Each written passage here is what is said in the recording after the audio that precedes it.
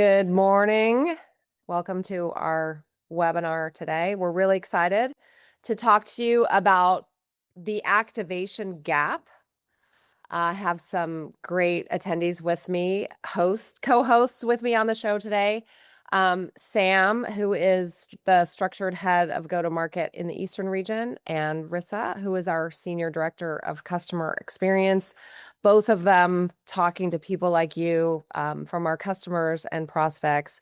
A lot of experience in the channel. I am, of course, Stacey Epstein. I'm the CEO of Structured, and we're really excited to talk to you about this topic, which is near and dear to our hearts at Structured, the activation gap, and really getting your partners to get active and market and run campaigns to sell your product.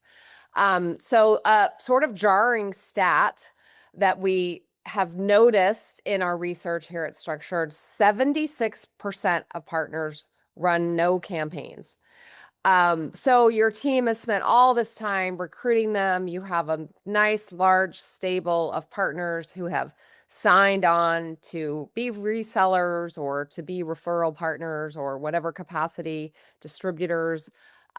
You've created a bunch of content. Your marketing team has filled a library full of content. So you've got the people or the partners, you've got the content, you've got the materials, but somehow those two things just are not coming together and resulting in campaigns in the field. The execution of running campaigns is just not happening in enough of our partners. And of course, that's the problem that we at Structured solve every day for our customers, is how do we really get those partners to activate and to use the campaign that you've created in a really productive way to drive pipeline. I like to call it unlocking partner pipeline in the field. So Sam, first of all, let me talk through what we're going to talk about in the next 30 minutes. So number one, we're going to talk about where does this execution break down? You've got the partners, you've got the content, but the execution's not happening. Why not? Number two, you've got all sorts of content from your own team, from your marketing team.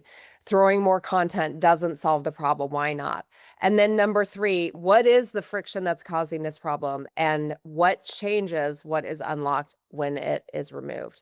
So before we dive into the real guts of activation, I want to bring Sam into the conversation. All partners are not different, and we shouldn't treat them the same. So talk to me a little bit about that. Yeah, absolutely. I think what we can really boil down the majority, if not all, partner ecosystems is in two types of partners. First, you have your enterprise global partners who have really their own dedicated marketing team. And then on the other hand, you have your long tail partners who either are the marketing team or the same person is running marketing and sales and installations. So, how do we then provide an experience where both of these types of partners can come in and find success? Historically, what we've had, and back on the old structured web platform, was honestly our success and our sweet spot was the long tail partners, because that's what the marketing automation platform did. With our new structured platform, we're able to then differentiate between the two and give two unique experiences based on who that partner is, whether they're the long tail or the global enterprise partners.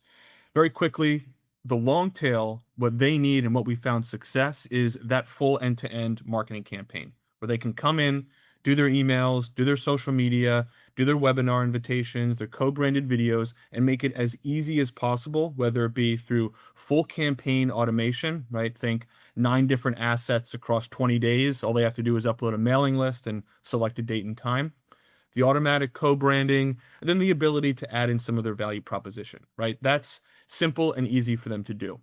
For the larger partners, right, what they really need and where they find success is getting the core assets or the skeleton materials for then their marketing team to customize, put their brand, put their information in there as well. Now, as we continue to leverage AI with our system, all of that co-branding is more than just slapping a logo on it, but it's building out their brand guidelines, their tone, how they're positioning themselves in the market, and furthermore, how they're selling better together with our vendor customers. Because that, when you do all of that quote unquote manual marketing work on behalf of these enterprise global partners, the more work gets done. We have a saying here, right? The more work that the partner has to do, the less automation, or sorry, the less marketing gets done. So leveraging automation and relying on that, you're going to see success for those larger partners too. Yeah, really interesting. I had the opportunity to be at ServiceNow's recent partner conference, which they held at their big knowledge event, launching some of the new features in their partner marketing experience, which is really amazing, very cutting edge program they have there. And I had the opportunity to demo Structured to some of the partners, the new Structured AI. And it was really interesting to see like a Deloitte or a McKinsey who just gets so excited about the ability to like easily find recommended content, manipulate it, translate it very quickly. Like you said, co-brand it, personalize it to an industry. And then they take that and they literally just hand it off to the marketing person or the marketing team. And I think sometimes we go back to that 76% stat. We're missing that just because they didn't put it into a marketing campaign within the partner marketing engine doesn't mean they haven't activated it, right? Sometimes that activation is happening elsewhere. They didn't just get that content and do the work to tailor it and then leave it on their desktop. It is getting activated. So I think being able to understand like which of your partners need which piece of functionality and how can you measure their activation is an interesting way to kind of bifurcate your partner team. But let's go back and talk about friction a little bit more, Sam. Mhm. What kind of friction do you see in these three main areas of I think these are the three main areas of a partner marketing function, right? Yeah, absolutely. I think starting with the content side, it really boils down to static libraries because with that, right, if we go back to the previous slide, not all partners are the same on size, but also not all partners in the same in the language that they speak, the products that they sell, how they go to market. So giving one route to the asset library or the content library for all of your partners. Partners don't want to come in. They're logging in from Germany, right? They log in, they see, Japanese and Korean content because that's never a language that they're going to market in. So personalizing that library for your partners based on what we call the partner profile really helps them to find the assets faster, use them, and send them out to market, right? It's just similar to your shopping experience, right? If you're going to an Amazon, let's say, right? You're coming in, you see 5,000 products about, a blow dryer, right? You're going to eventually say, this is too much. Let me come back, or I'm just going to go to a different website to find it. So it's the same strategy that you use from a direct shopping experience. You can think of that for your partners when they're coming into a overcrowded asset library. From a campaign side, this is really honestly, this is something that we tell all of our vendors. It's making sure that the campaigns stay refreshed and updated. If I'm a partner, right? Once again, I'm logging in, let's say at in July, right, the beginning of Q3, and I see these campaigns in there. But then if I log back in August and it's the same campaigns or the same content, I'm not going to mark it because all the campaigns have already done it. So a continuous strategy to upload campaigns, consistently refresh them, whether it be on a very broad basis of multi-touch campaigns, or maybe just minor things like a new social media campaign, a new page to website content syndication, consistently refreshing and updating that content. Your partners are going to be extremely excited. And then Rissa will talk about it a little bit later, but the two partner marketing will then give you some ammo there to go to partners and say, hey, we have these new campaigns. And the final one here is reporting. A lot of our customers come to us and say, hey, what reporting do you have, right? I need to be able to see logins. I also needed to be able to see success of campaigns. And while that's something that's important, it's such a small scope of the reporting that's important for relieving friction because what about all the other things, right? What about how my partners are using AI or what they're asking for or saying, hey, my partners only are translating into French, German, and Spanish. Why am I wasting resources translating into every other language when they're not being used? So the reporting is really a mechanism here to inform your product and your content marketing team. What are my partners asking for? To then allocate your resources efficiently internally to give them what they need and not waste it on unnecessary content, campaigns, languages, or resources that partners are never going to use. Yeah. Interesting. Well, let's go to the audience. We definitely want this to be interactive today. So we're going to run a 1-minute poll. Sam just talked a lot about the various ways of that We unfortunately see friction in our partner marketing functions. So, number one, is it driving partner engagement, like just getting them to the table to want to run a campaign? Is it too much content? They just come in to your portal and they see so many things and it's just information overload. They can't get to what's the recommended thing they should use today. Is it the complexity of automating campaigns? Is it just too hard to get them to create a campaign and launch it into the field? Or is it that final piece, that reporting? Like, how can we really measure the activity of our partners and tie that results back into a pipeline number or even a revenue number that we might carry within our partner team or even just within the broader demand gen or sales teams? Yeah. So hopefully everybody is voting and we I think one thing to add here, Stacy, as we see the results come on the screen here, is all these are solvable, right? These yeah. are issues or challenges, or I guess challenges is the right word, that customers come to us with every day, and this is what we do to solve it. And I'll steal the thunder here. I'm sure you were going to announce it, Stacy, but we see driving partner engagement is obviously by far and away number one. Yeah, number 1. I mean, I think that's probably why we're all here, right? The whole topic here is driving that engagement. So let's get into that. Rissa, let's talk about the process of like bringing them in and really activating them and getting to use it. I think we all obviously know that you should do a launch. You have a new portal or you have a new place for them, new partner marketing experience. So you got to get them there at the launch. But this is a quote from one of our customers. If they log in and they can't quickly get it done, you've done all this work to get them there at a launch. But then they go away and it's really, we get one shot to engage them. So talk to me about your thoughts about getting them there first at the launch, but also just continually getting them activated. Yeah, absolutely. I think as you said, right, having a launch activity, we often make sizzle reels for big launches. Sometimes it's not even just your whole partner portal or your partner marketing experience, but it's a new feature or a new set of campaigns that you're, making noise about so that partners get excited. That's awesome. That's step one. But step two to that is making sure that you're not losing that momentum afterwards and that you're continuing to drive, kind of a multi-pronged approach for enablement and training so that partners keep understanding why they should come back and are engaged in your platform and engaged with your content. Most often what we see and what we recommend in our most successful partners is kind of a three-pronged approach, right? They have regular webinars every time something new is coming out, whether that's a feature unstructured or new content for them. They hold monthly office hours where partners can come and engage live and ask questions and get unblocked and like really just dive deeper. And then they have regular comms, newsletters or email campaigns that go out to engage partners in, a little bit more of a standard way. All three of those help your partners get excited about new features, and it also ensures they're comfortable actually using the tool. Do they actually know how to execute the campaigns that you have out there in market? Again, the easier it is for partners, the more they'll actually execute. They'll actually use the content that you're putting out there.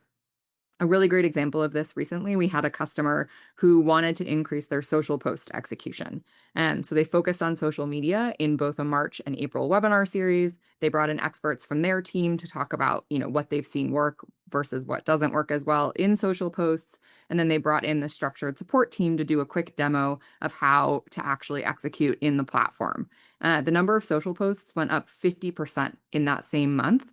And we drove total interactions peaking in both March and April following that webinar series.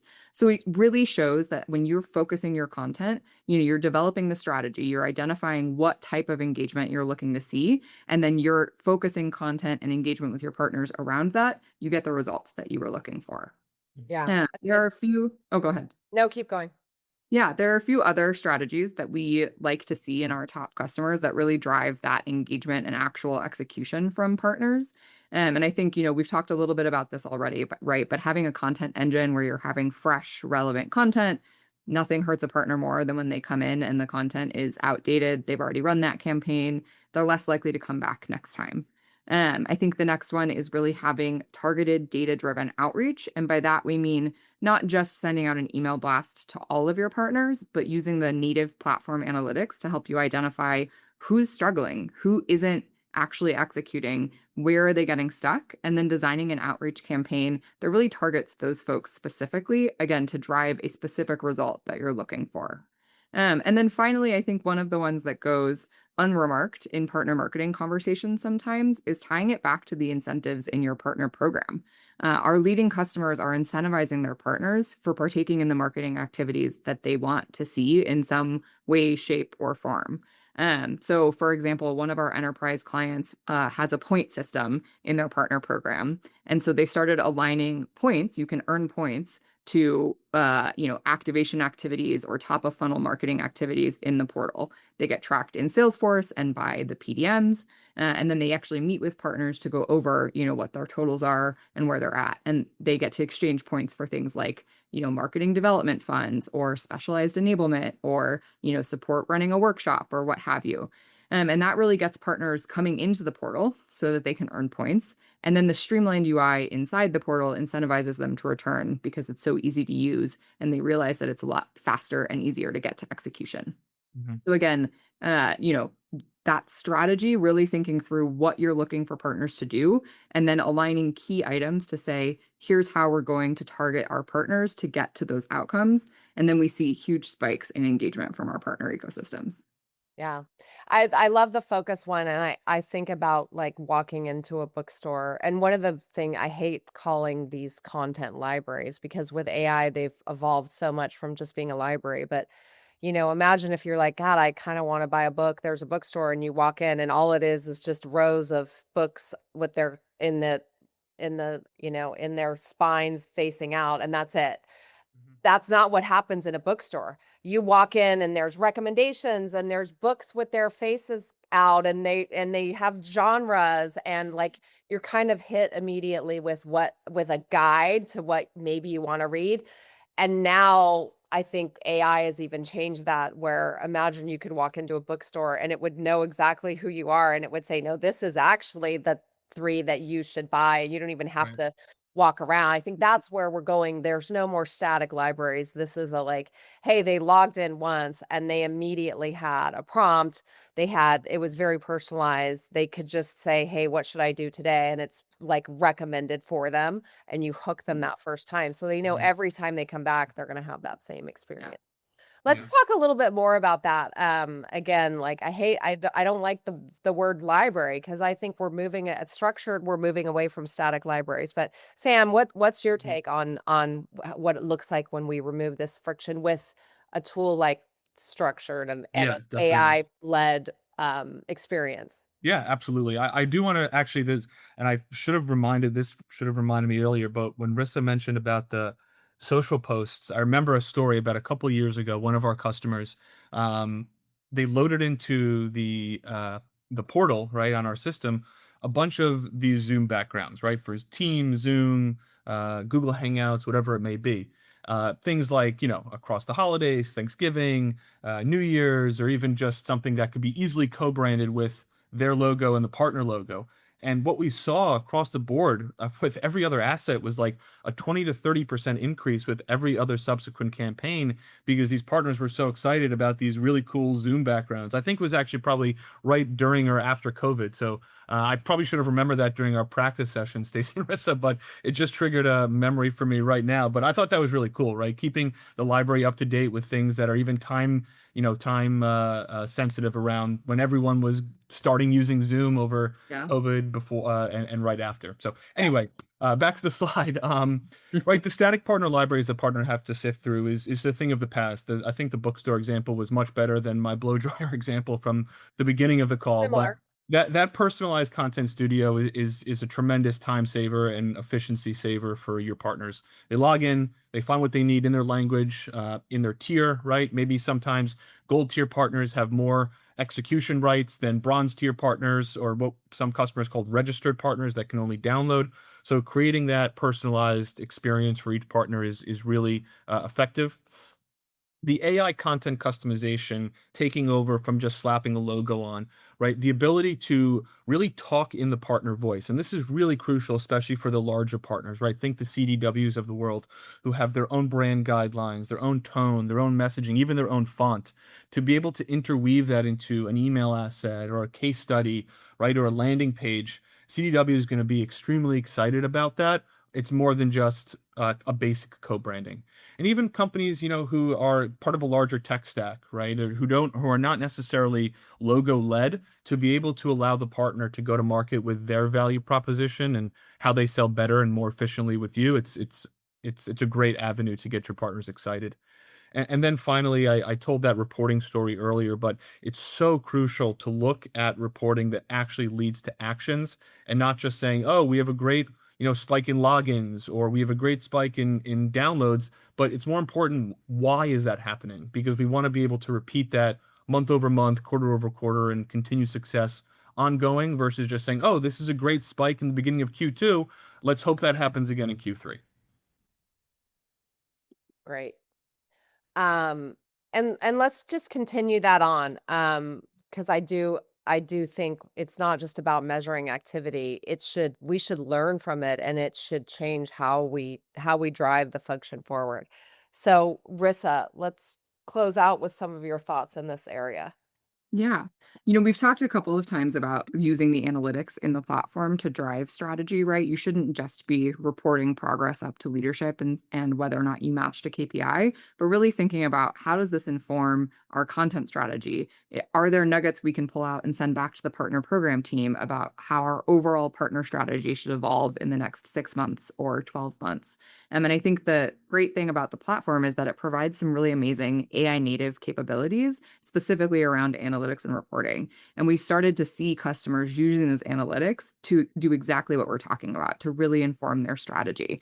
So one of the coolest ones that we saw recently was, we were going through the analytics with the team, and we saw a clear mismatch between what the content was saying and how it was being provided and what partners really needed. They were getting stuck. They were, commenting in the AI, asking lots of questions about certain, products and product focused marketing that was happening. And reviewing that data sparked our customer to go back to their internal teams and align across branding, marketing, and the partner team to really just reevaluate their overall strategy and their overall content strategy and how they were going to try and drive their desired action through partners. So they pivoted. They changed from, standard product focused push campaigns to really developing competitive battle cards that partners could use to unblock themselves and unblock their opportunities and understand, how do they go sell? How do they close a deal? And so that shift really extended, into their partner webinars and their enablement. And instead of just providing standard product focused education, the same customer is now leading webinars that are based around those battle cards. So you're really capturing partners where their attention is already focused. And we've seen that start to drive huge increases in their engagement and activation numbers across the board, whether it's campaigns entirely or just email sends, social posts, and then all the way down to their lead data and lead engagement. Another really great example of this is we had a customer who was looking through the data to understand kind of their regional trends, and really see, where are we performing better in, or why are we performing better in North America than in Asia with a certain campaign. And so they saw specific trends related to call centers. And in South Asia, partners were consistently activating campaigns for cloud phone services. So the company was like, all right, well, we should allocate more resources towards creating campaigns on this topic because we don't have very many, but we see really high usage. And then that data guided their localization strategy as a whole, which helped them prioritize high impact regions and avoid wasting resources on campaigns or regions where demand was really low. So that both increased partner buy-in, they started to log in more, they started to execute more, and we started to get feedback through their PDMs and through, our support functions and feedback functions in the platform, that they were happier because they felt heard. They felt like the customer was really actually listening and responding and understanding a region that had historically felt really underserved. So I think those two examples really highlight what we mean when we say you should use your analytics and reporting not just for status reporting, but to guide your strategy overall and how you're improving and really capturing meaningful partner engagement that is going to lead to what we we all ultimately care about, which is revenue. How do you close deals? How do you Mhm. drive pipeline? And how do you use the data that the platform is serving up to you to make both of those numbers look better? Yeah, amazing.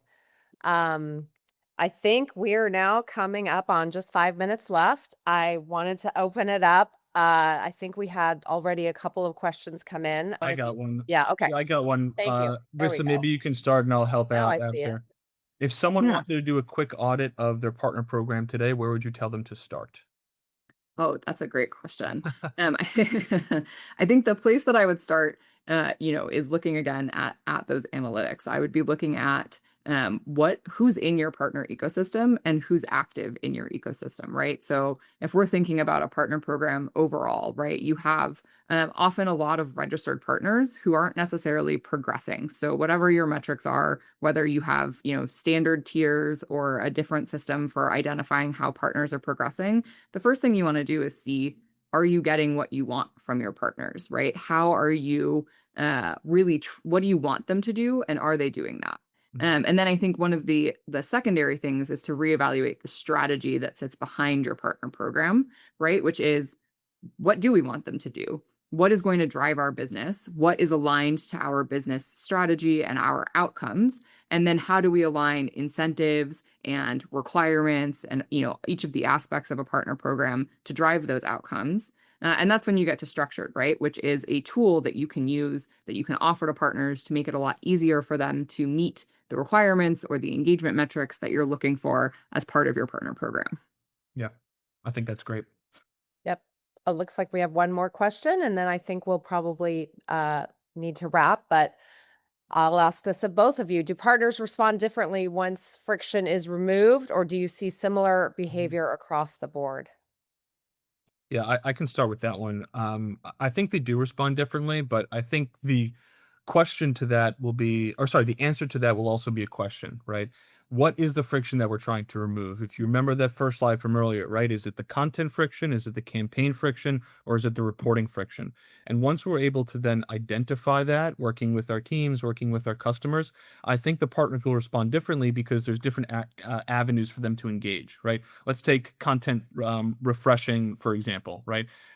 Once again, if I'm logging in at the beginning of the quarter and I'm logging in at the end of the quarter and my campaigns are the same, what we might see in subsequent quarters are reduced logins because partners know, hey, I'm only going to get one campaign a quarter or one asset refresh a quarter. So if we're then refreshing assets maybe on a biweekly or monthly basis and informing our partners, like Rissa mentioned, through outbound email or through webinars or incentivizing them to utilize it, then we'll see a change behavior over time because partners are then aware, hey, there's new content in there for me to execute. I'm not going to log in and find the same assets that I logged in and saw 6 weeks ago. So those behaviors, yes, we see a difference, but I think the answer to that question is, which friction point is the most important for you and which friction point do we want to solve first? Yeah. Yeah. No, I totally agree with that. I think in general, partners are distinct, right? Depending on what they're trying to sell, how they think of themselves as a business and as a partner, and how big they are and how many resources they have available to them. And so identifying the kind of friction, and also again that targeted like outreach to those partners, really understanding who your partners are and what they're looking for, will help you remove friction in a really specific way that personalizes the experience to each of your subsets of partner types. Mhm. Yeah. Amazing. Well, I want to thank you both for joining me today. Really great conversation. I feel like we're just scratching the surface. We will definitely be continuing conversations like these. So, thank you to all of our audience for joining. We will be posting this discussion online. So, if you feel like anybody else should see it, it will be at our website soon. And thanks to everyone for joining today. Yeah. Hope Thanks, everybody everyone. Everybody, have a great good day. day.